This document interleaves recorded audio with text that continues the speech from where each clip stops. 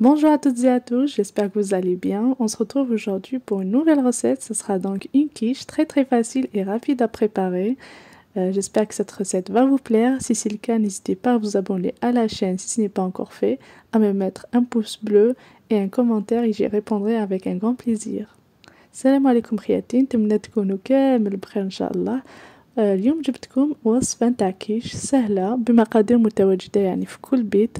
نتمنى تعجبكم الوصفة، وإذا عجبتكم ما تنسوش تشتركوا في القناة إذا مازال ما اشتركتوش، وتدعموني بجيم وتعليق وراح نجاوب عليهم avec plaisir bien sûr. نخليكم مع الفيديو خياتي. Je vous laisse donc avec la vidéo. وكيما العادة المقادير رايحين تلقاهم في صندوق الوصف تحت الفيديو. Et comme d'habitude, les ingrédients pour réaliser cette recette sont en barre de description. Donc, on aura besoin de 2 verres de farine. J'ai mesuré avec ce verre. Une demi-cuillère à café de sel. Une cuillère à café de levure chimique. Une cuillère à café d'ail en poudre. Je vais prendre ici une cuillère à soupe de thym. Mais vous pouvez prendre les herbes que vous préférez, comme les herbes de Provence par exemple. J'ai ici moins de la moitié du verre d'huile végétale. Et pour finir, nous aurons besoin d'un peu d'eau pour ramasser la pâte et la quantité va dépendre de la farine que vous allez utiliser. Alors, on commence par mettre tous les ingrédients secs dans un grand récipient.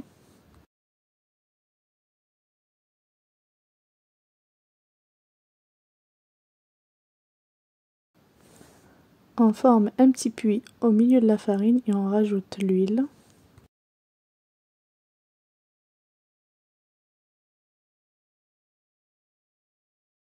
On mélange tous les ingrédients ensemble.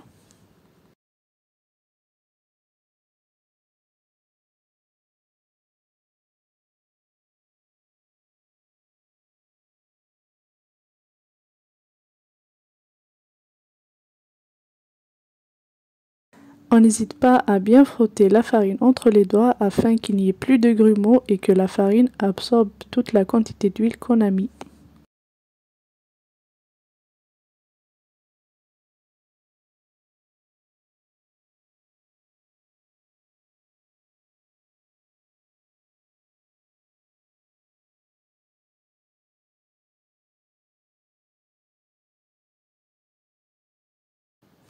Une fois cette opération finie, on rajoute la cuillère à soupe de thym ou d'herbes de Provence.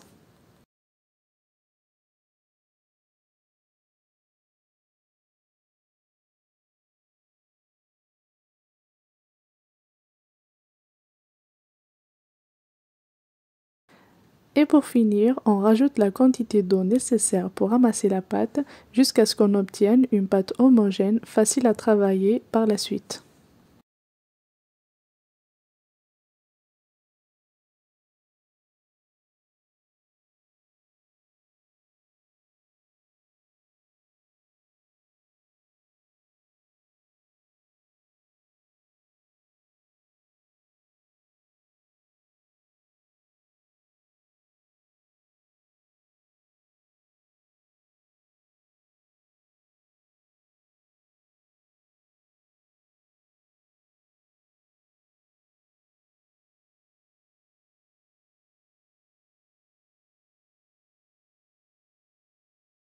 Donc là, je suis juste en train de faire rentrer l'eau dans la pâte, mais il ne faut surtout pas pétrir. Cette opération devrait prendre une trentaine de secondes seulement.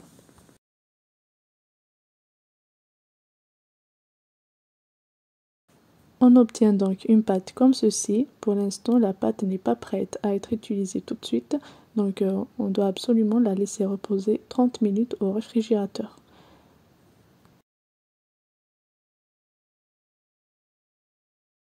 Très important aussi, il ne faut pas laisser reposer la pâte plus de 30 minutes, sinon l'huile risque de sortir de la pâte et on ne pourra plus l'utiliser.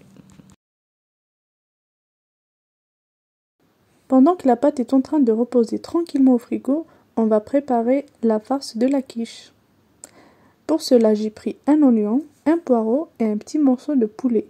Vous pouvez bien sûr remplacer le poulet par de la viande hachée, du thon ce que vous voulez ou ne pas en mettre du tout. Je fais revenir le tout dans une poêle avec un peu d'huile d'olive, sur feu moyen bien sûr. Je rajoute par la suite quelques champignons que j'ai coupés en petits morceaux. On continue donc de mélanger les champignons avec le reste des ingrédients qu'on a mis afin de les faire rissoler un tout petit peu. Bien sûr, il n'est pas nécessaire de les faire cuire entièrement car ils vont continuer de cuire au four. On remue donc de temps à autre pendant 1 à 2 minutes seulement. Je rajoute ici une demi-cuillère à café de sel. Vous pouvez bien sûr mettre les épices que vous préférez. Moi ici j'ai mis 1 cuillère à café de curry.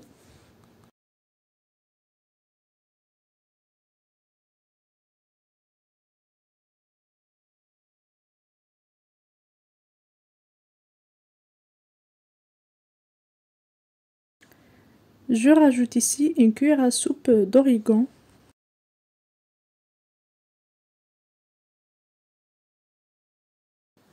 Notre farce est prête, on la réserve et on la laisse refroidir. Je passe maintenant à la pâte que je viens tout juste de sortir du frigo. Je l'étale sur du papier sulfurisé pour que ça soit plus facile de la mettre dans le moule. L'épaisseur doit être de 6 mm environ et elle va bien sûr continuer de gonfler puisqu'on a mis de la levure dans la pâte.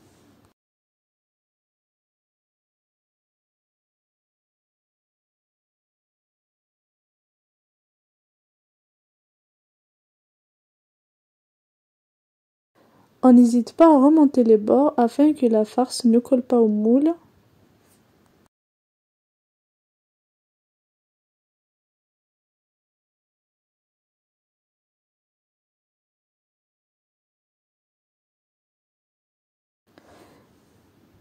Et on appuie sur les bords afin que la pâte épouse le moule et qu'il n'y ait plus de vide entre la pâte et les bords du moule. Et pour finir, à l'aide d'une fourchette, on pique toute la surface de la pâte afin qu'elle ne gonfle pas trop lors de la cuisson. Notre pâte est enfin prête à être enfournée. Le four doit être préchauffé à 180 degrés et on va l'enfourner pendant 5 minutes seulement afin qu'elle ne ramollisse pas lorsqu'on mettra par-dessus la farce. Il y aura donc une deuxième cuisson avec la farce par la suite. Pendant ce temps, on prépare l'appareil à quiche. Dans un récipient, on va mettre la farce qu'on a préalablement pré-cuit. Dans un autre récipient, on casse 2 œufs, on rajoute l'équivalent de 6 cuillères à soupe de crème fraîche.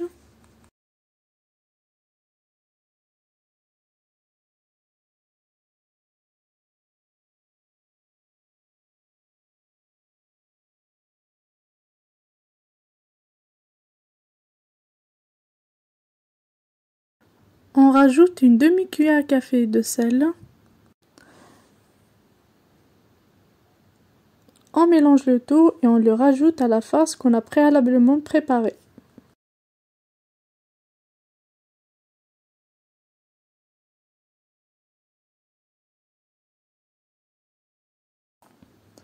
Donc après 5 minutes de cuisson, on sort la pâte du four. Ici, comme vous voyez sur l'image, elle est un peu dure et elle n'est pas encore dorée car le but est juste de la faire durcir un petit peu.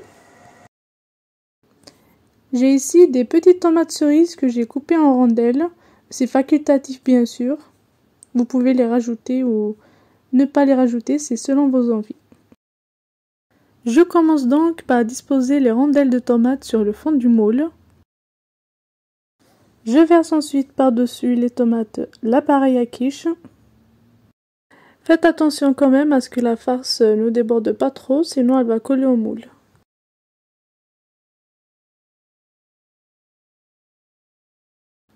On enfourne la quiche et cette fois-ci on ne la sort pas du four avant qu'elle soit bien dorée. À la sortie du four, on peut mettre de la mozzarella en tranches et du fromage râpé, mais c'est selon vos envies. Moi j'ai mis de la mozzarella en tranches et du fromage râpé. J'ai remis la quiche dans le four pour que tout cela fonde un tout petit peu. Et ma quiche est enfin prête.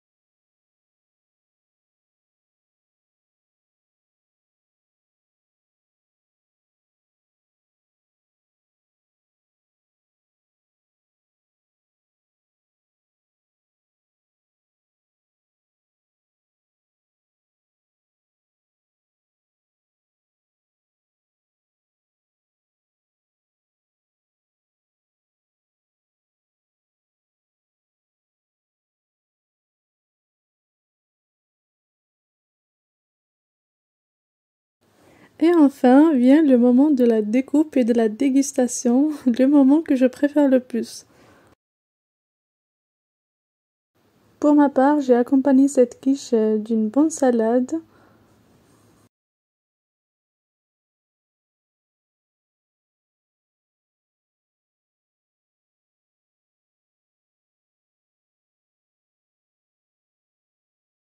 J'espère que cette recette vous aura plu. Si c'est le cas, j'espère que vous allez m'encourager avec un commentaire et un pouce bleu.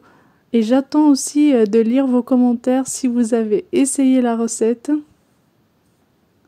Je vous laisse donc avec ces images et je vous dis à très bientôt. Prenez soin de vous. Bye bye.